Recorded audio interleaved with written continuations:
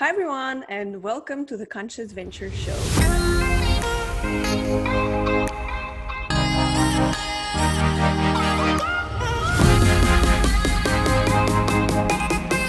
Today I have the pleasure to welcome Gladys Lee, the founder of Dawn of Gaia and a certified breathworker. Gladys believes that everyone is a success by nature. She has touched and transformed many lives by showing the people the beauty of their true selves and by empowering them to lead a life of purpose and joy. Gladys, thank you so much for being here with us today. It's a true pleasure. Thank you. Thank you for having me, Anna. Maybe, I guess you can maybe briefly introduce yourself, explain how you came to discover rebirth breath, how you launched your business. I think that would be very interesting for our listeners. Sure. Okay. Thanks everyone for listening in.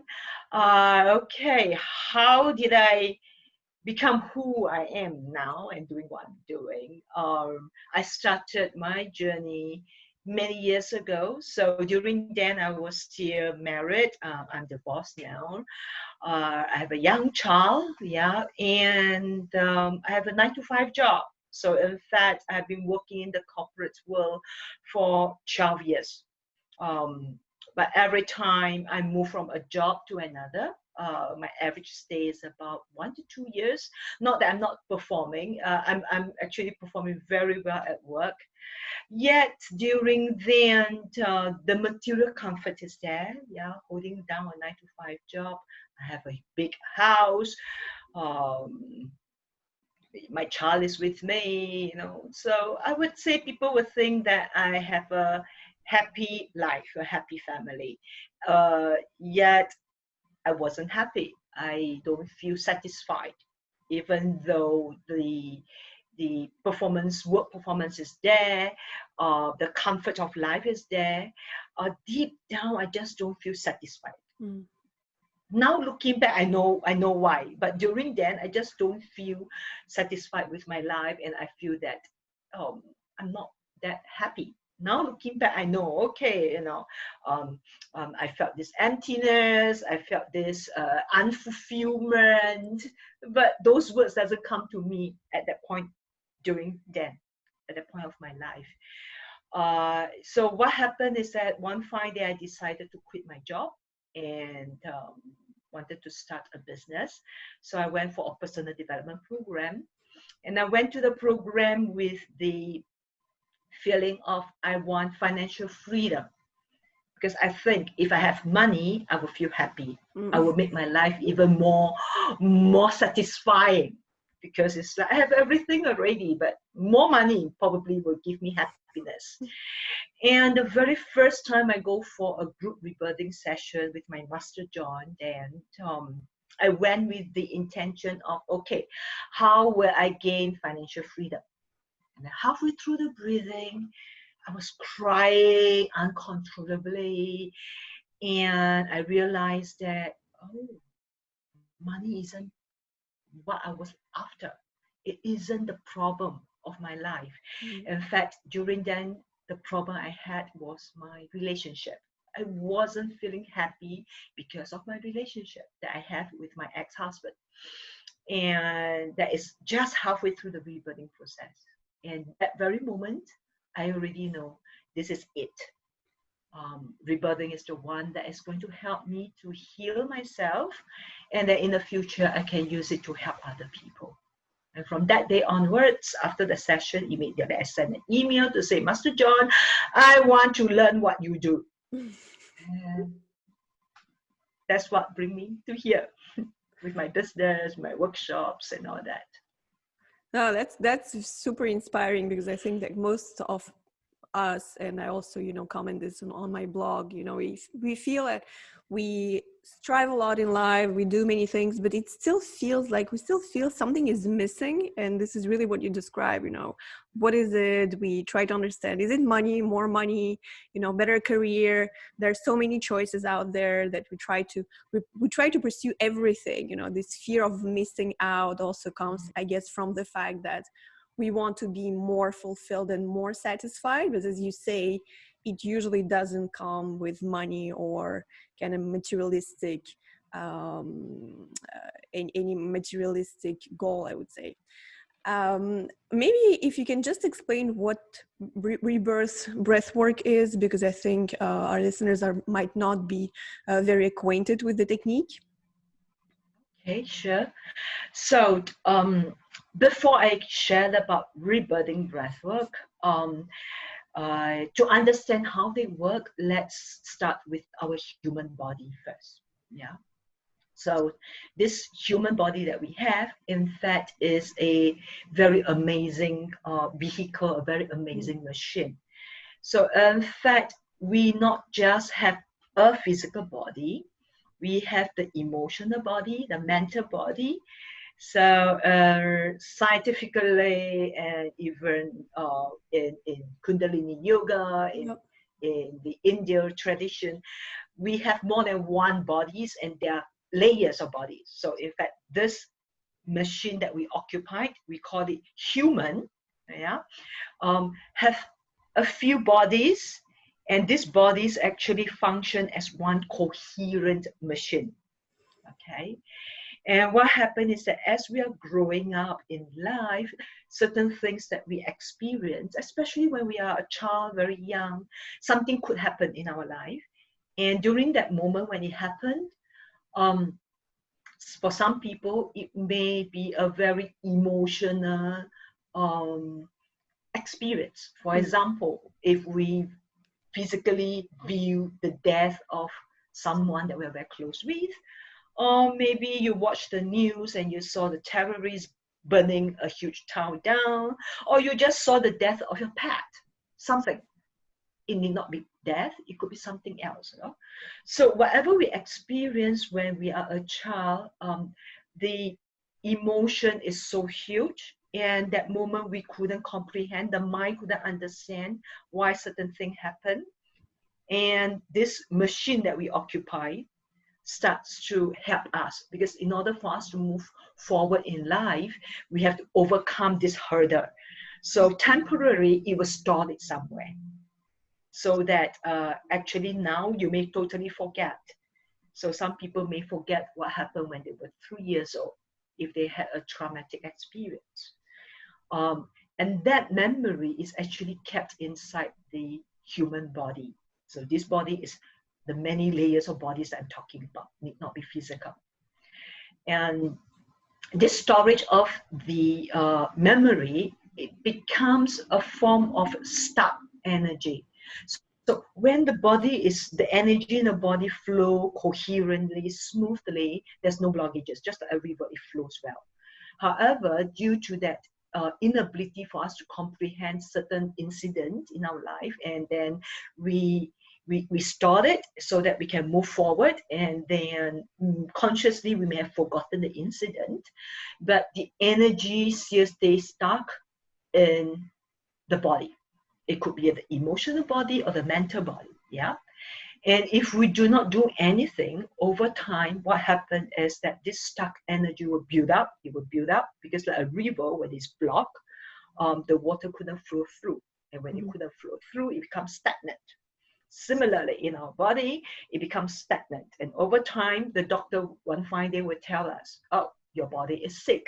That is when it became a physical symptom, showing us on a physical level. Yeah. So what rebirthing breathwork does is that we bring in so much energy into the body itself, and we use this inhalation of energy to unblock the stuck energy. And once the energy is moved, like the river, once it's unblocked, the body heals itself. So in fact, our body will heal itself, but it couldn't now because there is blockages. So what rebirthing breathwork does is just that it helps us to unblock all this. So it's a very simple yet powerful breathing technique that bring in that much prana, or we call it life force, or we call it chi in Chinese, to unstuck the stuck energy. But I believe that, you know, all of us, we all have experienced kind of traumatic experiences in the past, or as a child, you know, as a child, we're very fragile. And I guess we just accumulate a lot of things without really realizing what it is or trying to process it, because we don't have enough, I would say, probably the nervous system is not strong enough also, and we are very sensitive. Yes. So it sounds like it's something that everyone should do, and almost on a daily basis, because I feel like it should almost become like going to the gym or something very natural and very integrated in our life. I just wanted to hear your view about that. You are right, Yana. In fact, our good friend just told me that her baby, who's just born, did rebirthing breath. I said, yes, every one of us as a baby, we do rebirthing breath. And you're right. In fact, it is my dream, it is my wish, my mission that every single human being on earth, one fine day, will become their own rebirther. We handle our own breath. And we use it any moment we need to shift the energy. We need to help ourselves to, people call it stress, so we de-stress. That is actually unblocking the stuck energy. Yeah. Yeah. It's supposed to be a mainstream thing, one fine day. And I think it's called also rebirth because some people can actually relive their birth, kind of. So they go back. Some of them go back into the womb of their mothers, and they can go through their birth again. This is where the name comes from, right? Yes, you are right. So what happened is that every one of us, when we enter into this world, the birth itself, that is the first trauma. It's called birth trauma. So there are a lot of actually medical intervention nowadays where we give birth. And all this are actually creating an experience that is not natural. If everything is natural, we wouldn't have birth trauma, in fact. So, I mean, if you heard about water birth babies, you heard about conscious birth, birth need not be painful, birth is actually easy, but because of many thousand years of human conditioning, we are made to believe that birth has to be painful, birth has to have challenges. So the moment we come into this world, we are already traumatized. Yeah, and especially we didn't have during our time, especially my time, there's no such thing called water birth. Yeah, and everything that happens after that, from the moment we go through the birth canal, the moment we enter into this world, the physical body has sustained certain trauma that is kept inside the body. So what rebirthing does is that it allows us to release those trauma through the breath. And when the person needed that memory to help them with releasing and letting go, then they will go through the birth process one more time, just for them to reconnect with the first breath. The very first breath that we take, in fact, if we do allow a baby to naturally take their first breath, is beautiful, because when all the blood returns from the placenta to the baby will take the first breath without stress.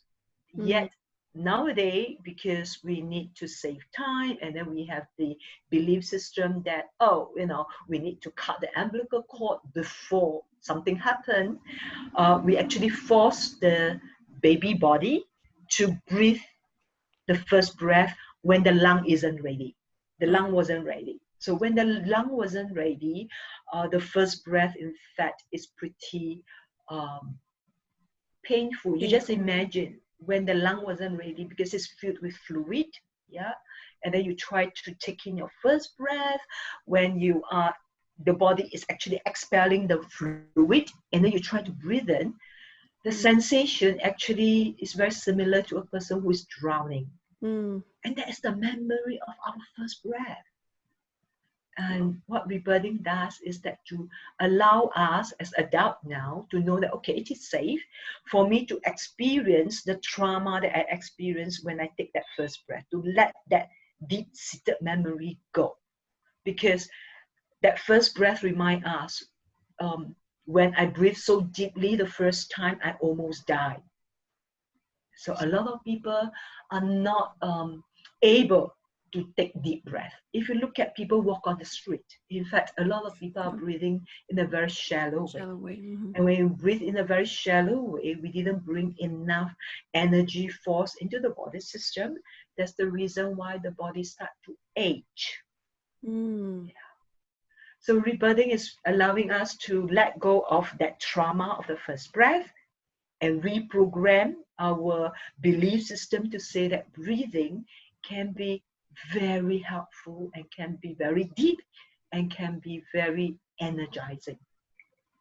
And once that's changed, our breathing pattern change actually. But so I guess all of this is done kind of at a subconscious level, right?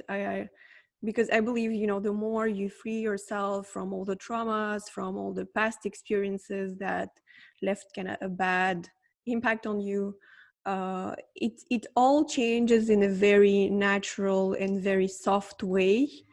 You probably don't need, you know, to force yourself or to think about breathing all the time, you know, breathing deep all the time.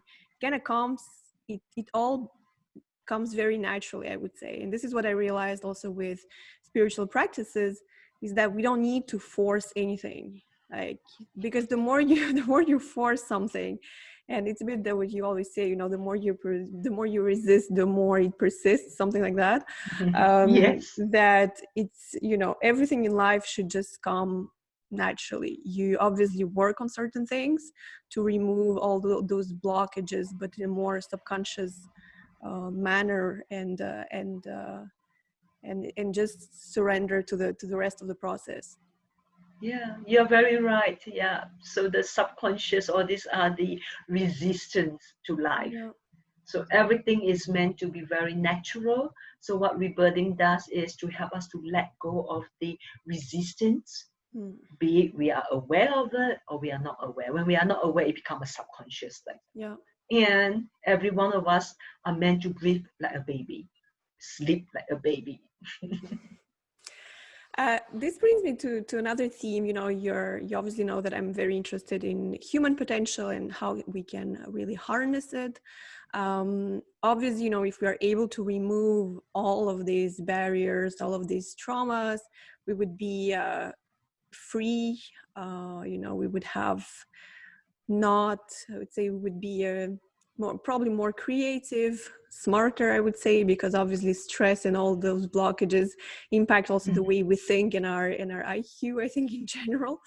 So I was wondering, you know, whether with this technique you have observed, obviously with yourself, but also on other people, you know, whether you have stories to share of people who were totally transformed thanks to the birthing technique, and who could reach, I wouldn't say full human potential because it's inexplorable. I mean, it's so huge, but at least who could clearly evolve in their lives. Yeah, definitely. Actually, the very first memory that I have about rebirthing for a client who really benefit. When we look at this, it may sound like, wow, people who want to venture into such thing always think that it has to be major transformation, huge transformation. Actually, I love this first, I would say my very first few clients or become friends that I have is that it's a very simple thing. What happened is that this lady, she has moved from the corporate job and then becoming a property agent, and she come to rebirthing wanting to, you know, just like myself, you know, thinking that, okay, you know, maybe the more financially able I am, the better my life would be. So in fact, she has 2 young boys with her. And after a few sessions of rebirthing, she told me, Gladys, I made a decision. I'm going to stop all my work. I'm going to just be a mother full-time for my 2 boys. And actually, that was the last I heard of her, because I know she's doing very well in terms of fully focus on her. I would call it life purpose. At that moment in time, her life purpose is just to make sure the 2 young child grow up in a healthy family. So I love that. In terms of that transformation, that is very major, actually. But that's exactly that was exactly the goal behind, of my question is really to understand how can we find our purpose, because obviously human potential is such a broad word, and I think all of us today, we kind of struggle with what our life mission is, what we are really, why are we here on earth, to do what exactly.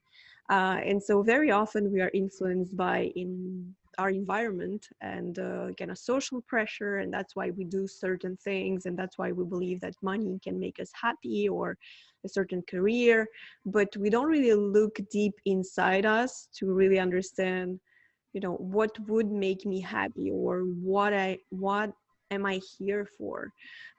So I think you made, obviously with this example, you show that, rebirth allows you to reconnect and rediscover.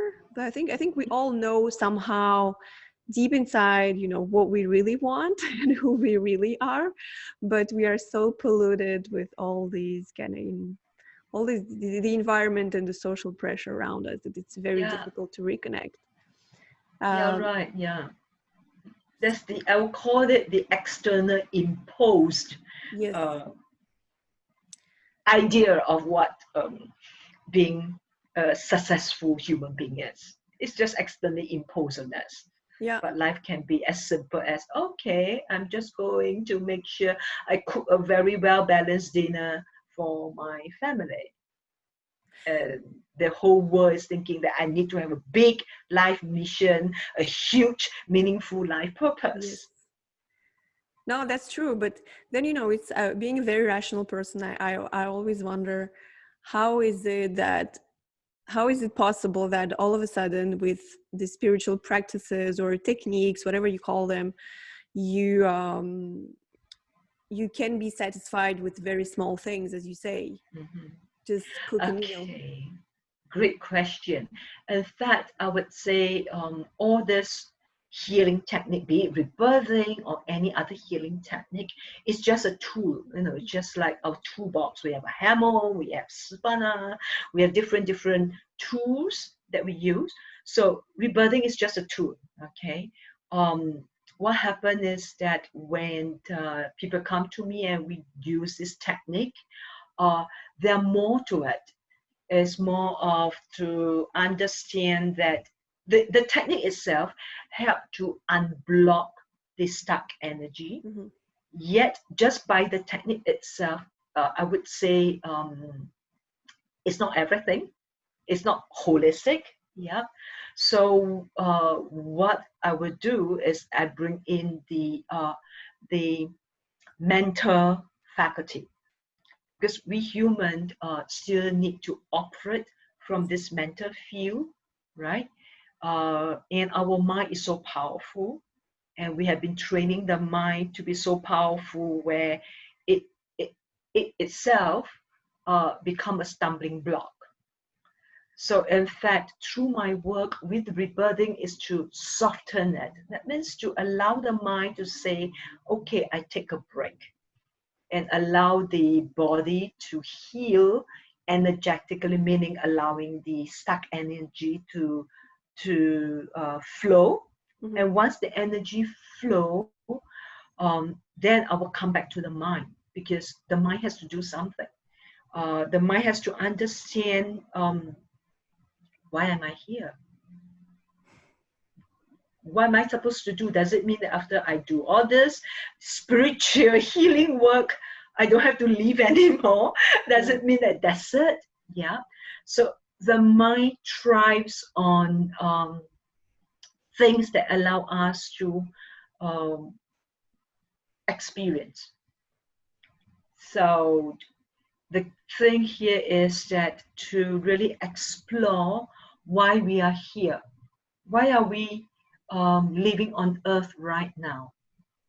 Why did we choose to be on earth at this age, going through the recent COVID-19, which we are still going through, to comprehend the things that are so vast that we couldn't humanly possible to understand using the mind. So what rebirthing does is, in fact, what I see it, my belief, is that it allows the mental faculty to expand. So we call it the awareness. So in fact, we are only using a certain percentage of our mind ability. So scientifically, generally speaking, people say, oh, we are using 5% of the mind. 95% is the iceberg that's submerged. That is the subconscious mind. So what rebirthing does is to allow us to go into the subconscious and use more of the faculty here, more of our mind space. So just imagine if you just use 1 more percent, instead of 5%, we use 6%. Just that 1 more percent, it actually opens up more possibilities. That's where you talk about creativity. That's where we are able to think in a more creative way. So it's like a belief system is like a cage, right? Yeah. So if we are having a box, we live inside this box, and that's all we know. So this is the comfort zone. So what rebirthing breathwork does is to allow us to open up that comfort zone, to go into space that we do not know, and then we expand the box into a bigger box. So mentally we grow, and when we grow, we start to see that, oh, there's more to life. So bottom line, if people ask me, what is my life purpose? It's actually very simple. Our life purpose is just to experience more of life, more of life, and then more of life. Will it come to an end? I don't think so. Yeah, I think it reminds me of this video I watched of, what's his name? Bruce Lipton. He says exactly the same. So he says, 95% is submerged, it's subconscious.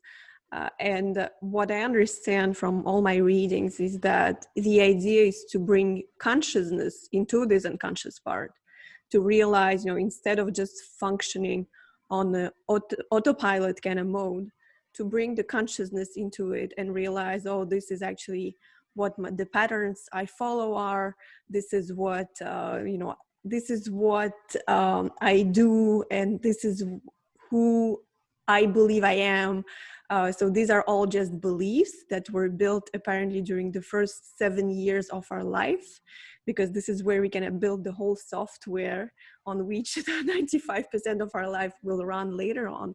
And so this is exactly what you say, is kind of to bring more and more consciousness into this unconscious part, and hence make it a conscious decision, a conscious life, instead of just, kind of software that runs on autopilot the whole time, and you don't really live, because you don't really experience it. It just comes automatically to you. So that's that's very interesting.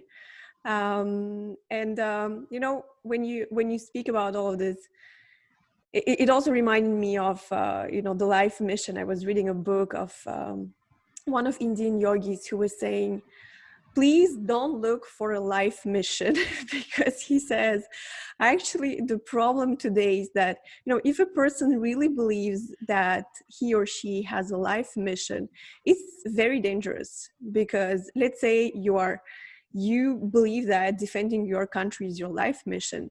He says, oh my God, you're just going to kill everyone and everything, because you become totally irrational.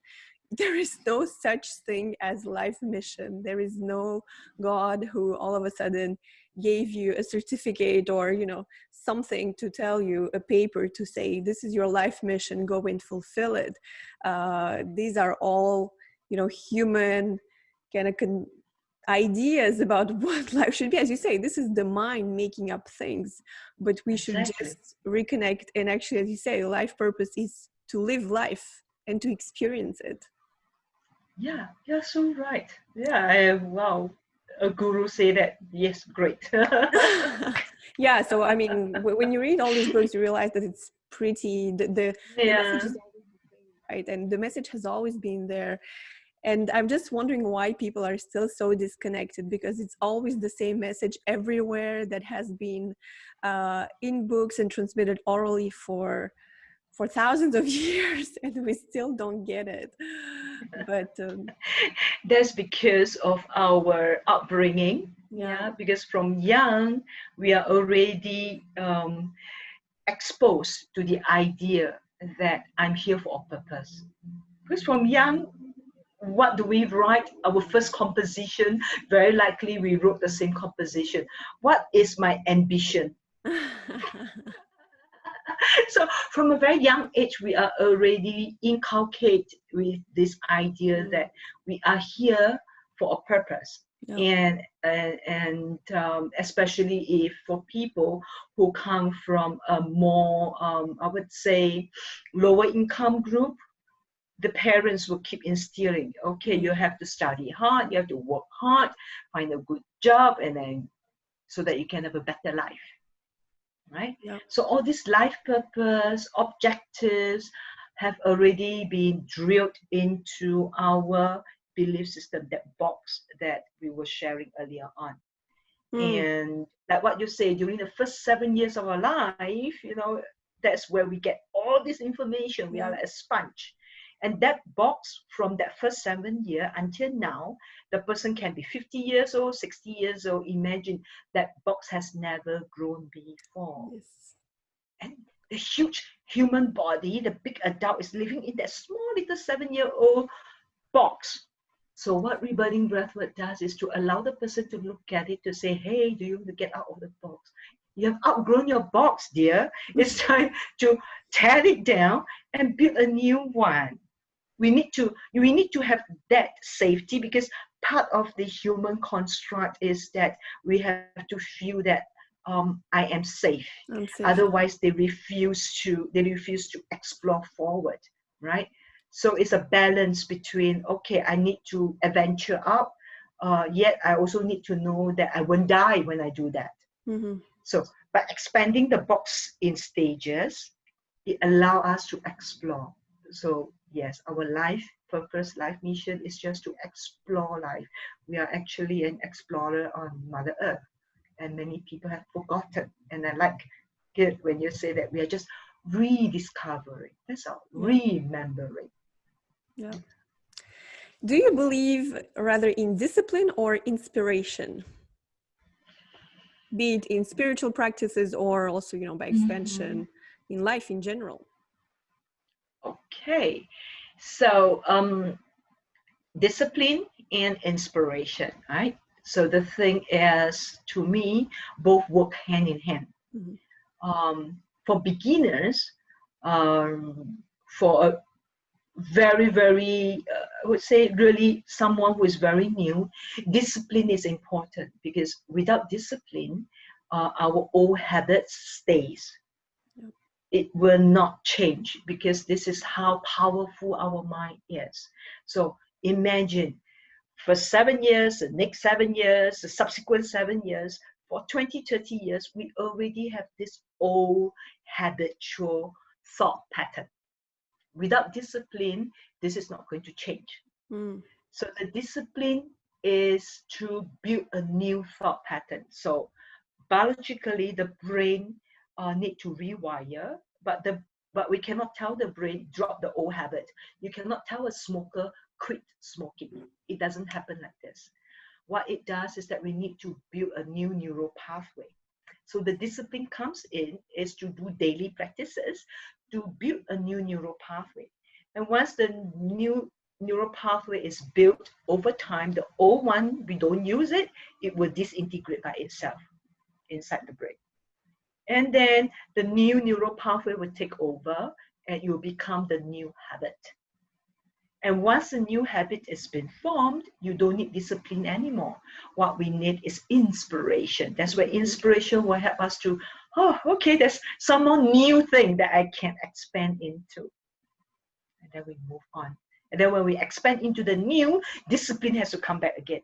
Yeah. Otherwise, we fall back to the old habit because the new habit has now become the old habit. Yeah. So just go back to the box analogy. We live in this small little box, and then we expand the box. Over time, we have to expand this box. Yeah. Yeah. So to me, both work hand in hand. We need both. No, I think it's a great answer, and I think it also helps, you know, because as you know, the platform is about tackling environmental and social issues through entrepreneurship. But when I say entrepreneurship, it's actually quite broad. It's basically by doing things instead of just thinking, you know, because it doesn't necessarily imply unicorn startups, billion valuations. It's more about really doing things and you know, creating small projects, whatever it is. And so I think in entrepreneurship, when you have to do things, it's exactly the same. It's discipline and inspiration, but you have to start with discipline first. So I wanted to hear also your experience when you wanted to launch your business. How did you go about it? Was it all that easy? Were you ready to do it? You know, what were your fears, and how did you manage to overcome your fears and be where you are today? Okay. Definitely is a long and worthy journey. Things don't happen overnight. So the action is important. Yet when I work with people now, especially with my e-program that's ongoing, people still have the impression that they have to do something. They have to quickly do something. And I always tell people, stop. Because if you do not know where you want to go, if let's say, you know, our aeroplanes start to fly and you do not know where you want to go, you just buy an air ticket, where will you land? You can land in Japan, Greece, anywhere on earth, right? So first, we must know where we're heading to. Yeah. So for me, it's very clear because the moment I experience rebirthing, I know this is what I want to do. But from then to now, I have to take a lot of small little steps. Mine was very challenging because during then I have a lot of financial issue. So I think for entrepreneurship, especially people who just started in business, know that if you want a comfortable life, if you just want money, find a job. I always tell people, don't start a business. Okay, you want a comfortable life, find a job. A job will always give you money, and then you don't have to stress yourself out. You still have to perform, but you get your 9 to 5, and then you get paycheck, and then you even get leave. When you become an entrepreneur, everything is gone.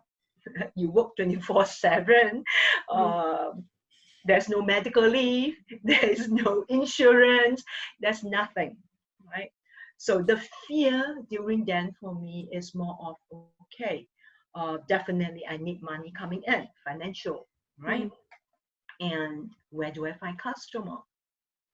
So a lot of new people who come to me and they say that, oh, I want to do what you're doing. And then the first thing they ask me is, where do I find customer? Yeah. That is one of the fear. And then the second fear is, you know, when after a while, when you start to run your business for a while, you'll find that your bank account is shrinking, and then the fear will come in. How am I going to pay the bills? How am I going to live my life? The mundane day-to-day concern will kick in. And if we do not know upfront, if we do not know where is our goal, like I want to become a rebirther regardless of whatever happened, without this goal, I would have given up a long time ago. Because I can easily go back to the corporate world, find a job that pay me 5,000-6,000 a month, and live a comfortable life. And that is also the reason why a lot of people say that, oh, I want to become an entrepreneur, but I have to wait for retirement. Let me keep my corporate job. Let me build my money. And I always tell these people, it won't happen. If you want to do what you want to do, if you don't start now, it will never happen, because it's always now. Yeah. So how to reach from this space to your goal, basically discipline will come in. Yeah. So despite fear, we have to move on. We have to solve the daily problem of, okay, I still need money. So initially I work a few jobs. There's time when I take up 3 different roles, you know, just to bring in the income. Yet mentally, I already know I'm going to reach here. So this is the inspiration, and this is the discipline. And both has to exist. If not, you cannot reach the goal. And every time something will happen, you learn from it, you fine tune, and then you move on without giving up this. And a lot of people, by the time they almost reach, they give up. A lot of people I see. Yeah. So what's the solution? Oh, you see, this is the fear, you know, because this is really maybe my last question is, what would be your advice to entrepreneurs, future entrepreneurs? And I think, as you say, you know, a lot of it is about fear. Many people have ideas, amazing ideas, but they're afraid because, you know, they have families to feed, because we have been taught in a certain way, as you say, you know, all these mental patterns. So what can we do concretely? And I understand, you know, spiritual practices is obviously one of the solutions. What would you give? What kind of piece of advice would you give to entrepreneurs and future entrepreneurs to do what they want, to just overcome their fears? Okay, that is a very good question, because recently when I was running my e-program with a batch of people, something that we actually summarize it very well at the end of the whole program is to answer this question. Yes, I have fear what I want to reach for the goal. And there's one more energy that a lot of people neglected or totally wasn't aware. So when we want to start on a new journey, a new adventure, I call this an adventure of life, beside feeling fearful, there is one energy that we forget to tap in. And it's this energy that once we are tapped in, we will be able to know that I'm going to reach here ultimately. And that energy is the energy of excitement. When we explore something new, besides fearing it, we have this excitement that, wow, I'm going to, like a little child, you know, the parents say, oh, the teacher going to bring us to the zoo, and I haven't been to the zoo. This is the first school excursion. The fear is, oh, I have to leave the house, I have to leave the comfort of the school. But the excitement is, oh, I'm going to see this, I'm going to have this. So same thing applying to a business venture. The unknown is huge, the fear is huge. You need to feel excited about what you're going to do. Without this excitement, that's where the fear will overwhelm you, and then you will not even take a single move. That's where inertia is at, and people just stall the engine and stop. The feel of excitement will kickstart it. So find that key of excitement that can start and cultivate it. That's also the difficulty, to cultivate this feeling of excitement, right?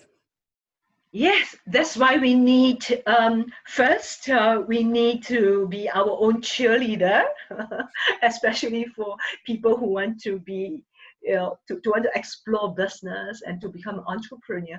You have to become your own cheerleader. Nobody's going to cheer you on if you don't cheer yourself on. So that's the first thing. Second thing is you need a community. You need a group. You need a support group that can say that, hey, okay, I know you're having a tough time. I'm here for you. I'm here for you.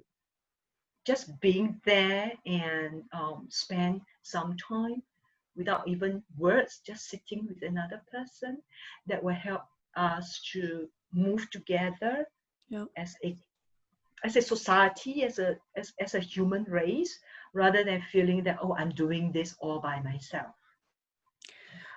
That's right. This is exactly the goal of the platform, you know, we are building. Is the idea is to connect people and to exchange and to move on together instead of, you know, in an individualistic way.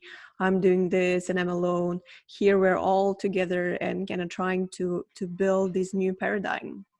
So thank you so much, Yes. Gladys. This was very interesting. I think it's very helpful because, you know, it covers both the human potential, our life in general, but also all of the difficulties entrepreneurs can go through and how to help them, because most of these difficulties are usually not intellectual, they're psychological, they're all in our minds, and they're not even real. So that's, you know, that's what's really amazing about it, that we basically create so many blockages in our life, but they're not real. There is nothing in it. So it's awesome. How can we can ourselves prevent, you know, ourselves from living a beautiful life and the life of our dreams. So thank you a lot, Gladys. I'll put all the links. Really, guys, I would encourage you to go and attend a few sessions and see by yourselves, you know, what it does to you, to your body, to your emotions. For me, it was an amazing experience, and I still continue doing it. It reconnects me with my creativity. I feel that I'm much more focused. I have been able to, as Gladys says, you know, very kind of gently to move beyond my fears and to do certain things that I would have never done before. And it's definitely thanks to Rebirth Breath. So I would encourage you to try at least once or two times and see it by yourselves. So I'll put all the links below. I think now most of the sessions are online. In the past, we had a very beautiful setting. We were outside in Botanic Gardens here in Singapore every Saturday, breathing just in nature. It was amazing. But I have no doubt that it's still amazing now. Even even online, it's, you know, Actually, I have people feedback that is even more amazing, oh really? because they feel they're back at home in their room and they Yes. feel at ease to let go. To let go, yeah, to express themselves. That's true. That's true. Thank you so Thank you much, for Gladys. having I'll me, see and you guys. see Bye. you guys. Bye. Bye.